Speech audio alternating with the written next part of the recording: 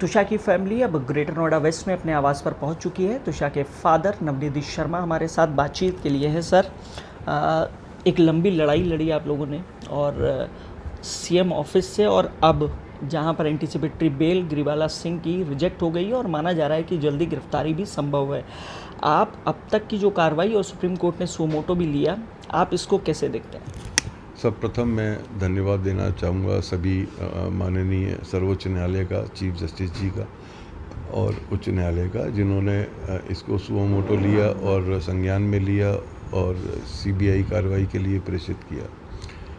बहुत बहुत धन्यवाद। ये डिसीज़न एक एग्ज़ाम्पल बन के आया है कि कानून से ऊपर कोई नहीं है। लोगों का बहुत विश्वास बना है दोबारा से, और ये एक बहुत अच्छी नज़ीर एग्ज़ाम्पल सेट कर रहा है बाजार। सर, बतौर फैमिली, बतौर फादर, आप लोगों ने भी, परिवार ने भी एक बड़ी लंबी लड़ाई लड़ी और सीएम ऑफिस के बाहर प्रोटेस्ट से वो लड़ाई शुरू हुई। इससे पहले भी आप लोगों ने कई लड़ाइयाँ लड़ी होंगी, लेकिन सीएम ऑफिस के बाहर से और अब तक, क्या अब लग रहा है कि जो फैमिली चाह रही थी न्याय मिले तुषा को, उस डायरेक्शन में आगे कार्रवाई शुरू हो गई है?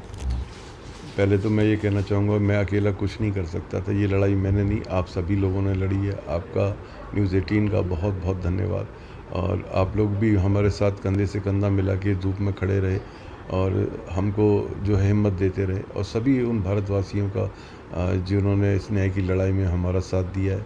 अभी एक शुरुआत है, आगे बहुत लंबी लड़ाई है, और मुझे उम्मीद है हम सब एक साथ खड़े होकर के इस लड़ाई को जीतेंगे। न केवल जीतेंगे, बल्कि उनके लिए भी उम्मीद बनेंगे जो नाउम्मीद हो चुके हैं। आज हमारे समाज में इसको जो है इस कुरूपता को बाहर करना है समाज से, और बेटियों को, स्त्री को जो सम्मान मिलना चाहिए, आदर मिलना चाहिए, जो रेस्पेक्ट मिलना चाहिए, उसके लिए हम संघर्ष करते रहेंगे। सर, पिता का संघर्ष तो जारी रहेगा, लेकिन पिता, जब बेटी बड़ी होती है, सबसे दुलारी होती है, और आपने कई सपने बेटी ने देखे होंगे, चाहे फिर वो खिलौने से लेकर और अब तक का जो सफ़र रहा है, आप कैसे देखते हैं? और आप चूँकि तुषा हमारे बीच नहीं रही और अब बतौर फादर आप जो है लड़ाई भी लड़ रहे हैं ताकि बेटी को न्याय मिल सके, क्या कुछ रहा है इस जर्नी में?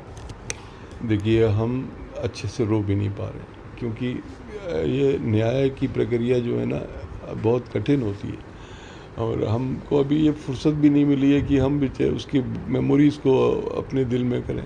एक टाइम आएगा जब हम सारी चीज़, क्योंकि वो तो हमारे जीवन का अभिन्न अंग है। बेटी होना या बेटा होना, आज बेटी होना एक बड़े गर्व की बात है। इतनी मल्टी टैलेंटेड लड़की, वो हमारा ख्याल रखती थी, सारी चीज़ों का ख्याल रखती थी। हम उसके बगैर कैसे रह पाएंगे, ये बताना बहुत मुश्किल है। पर अभी उसी ने हमें हिम्मत दे रखी है किसी प्रकार से कि हम लड़ें और इस न्याय को जो प्रस्थापित करें इस समाज में, दूसरी बेटियों के लिए भी, सभी के लिए ये न्याय की प्रक्रिया सुदृढ़ हो।